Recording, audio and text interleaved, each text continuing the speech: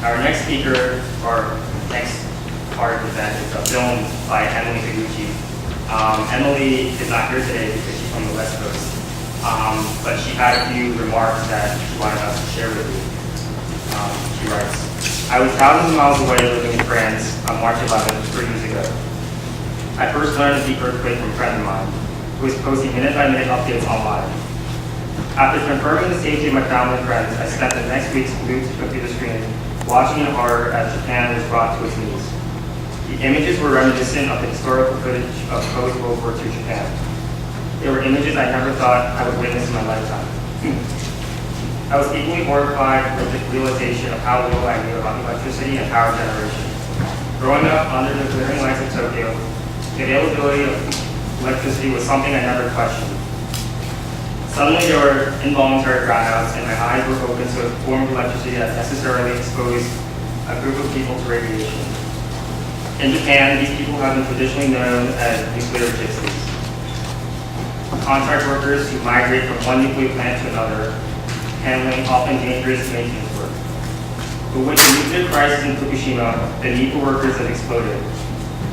So I wanted to meet the people who were at the front lines, what motivated them to expose them to the risk, and the realities that they face each day. I began reporting on Fukushima in May 2011, returning as often as I could. Her film, The Nuclear Village, is a chronicle of 2 Fukushima villagers that I followed and will continue to film in the coming years. The more time I've spent thinking about Fukushima and about the future of Japan, I'm struck by its notion. The country's everyday normalcy is made possible only by the people whose everyday was taken away.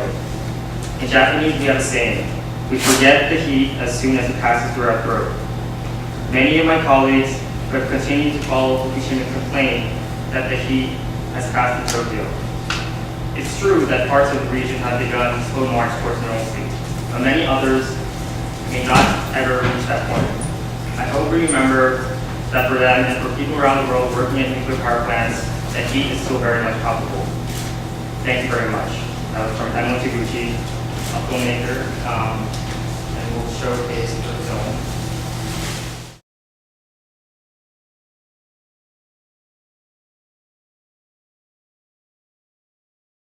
Next up, we have Jake Price, who's also a filmmaker.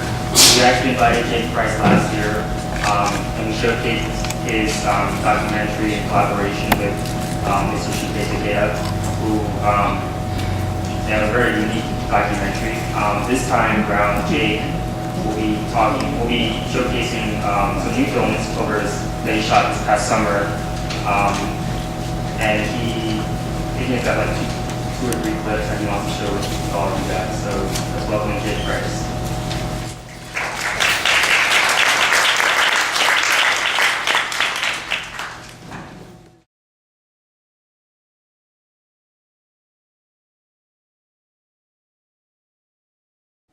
This little film series that I did, what you saw there was taken a few months ago. So you can get an idea of just how absolutely massive the tsunami was. I've made about 25 trips now to Hobu and most recently to Fukushima. I left 48 hours after the tsunami struck. I got on a plane from New York and started working right away, and I continue to do that now. I'm always kind of questioning myself, what did I see? And I think the one big thing that kind of confirms the immensity for me is the fact that we're 3 years on, and the fields are still barren. I saw old farmers picking up rubble from the fields the way that I did a week after. So it's still, the recovery is so slow, and the problem is so massive. Now, that's not to also be confused with places further north. They have recovered a bit more, so what we saw here today was specifically Fukushima. But to me, it gave the absolute immensity and scope of the scene. We opened up this little series of 4 segments with some spoken word pieces that I worked on very closely with Nishimiya Fellows Program. I was going back, and after the last symposium, we talked about maybe going and looking at some programs that were directly related to what's coming out of these symposiums, what Columbia University is doing. And we specifically wanted to formulate the questions about, in the beginning, young children and the elderly. And so I went to visit that program that you saw with the children called Kokoro no Care. And it's a program where children can go and they can kind of play freely and have some fun on a Saturday afternoon. And that's so important because their lives are really impacted by the fact that they can't go outdoors very much anymore because of the radiation.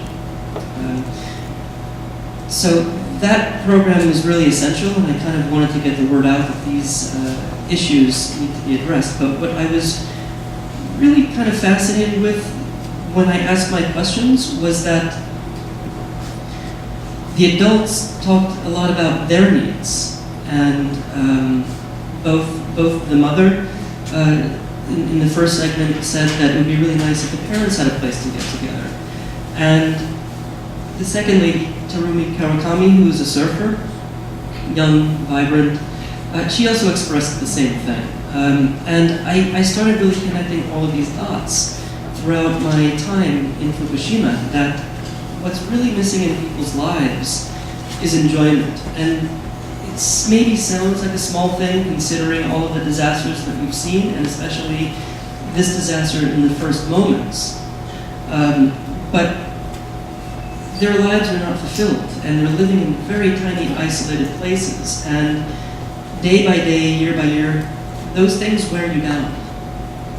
And I think going back to the idea of mental health, it's absolutely essential that that people have a place to go and enjoy, particularly because the ones who are most capable of helping are in their late 20s to 40s. And if they're not happy, if they're suffering, then the elderly won't be able to be helped, nor will the children. So I think that's what I took away from it. I'm still working on a film. So these, especially the last two, were segments of a bigger piece. And I'm going to keep going back because, as you see, this is far from over. And I think that being here, all of you, it's important to also stay connected. I feel that if I can show what's going on, then we can all make a connection, keep in touch, and hopefully make it better. One last little note.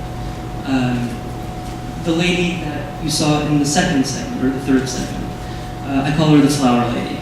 And I visited her town, which is just outside of the forbidden zone. It's essentially forbidden because it's so close to the power plant. And when we met, I kind of just drove up and I saw her sitting next to this little box. And we kind of made eye contact, and she made it clear that she wanted to speak with me. So we talked about it, and as it turned out, the box that she was sitting next to was a little post box, and she set it up because people would go through her town and they would see her there, but they were very deferential. They didn't want to disturb her or hear. They didn't want to disturb her. At the same time, she really wanted to talk. As you can see in the film, she became a character, and so as I got to know her a little bit more, I really got the sense of how profoundly isolated people feel. And one of the things that I'm trying to do is connect people with her. So basically what we're doing is we're taking the idea of her post box and we're opening it up broadly to the international crowd. So basically what people can do after they see the segment is just write something on a piece of paper, and if you would like, you can do that now. I'll be around later. You can give me this piece of paper, and I'm going back in a couple of weeks. I'm going to deliver them to her, let her know that people are thinking about her. By extension, I hope that this goes out into the community and serves more. I know time is short, so Great, terrific. I do. My friend and colleague here, Yuhei, is sitting here. He's going to do a presentation, and we've been talking a lot as well about really what Fukushima needs. I've run across so many talented and amazing people there. So I don't want to look at this just as a disaster. That's over, it's done. Yes, it's still continuing.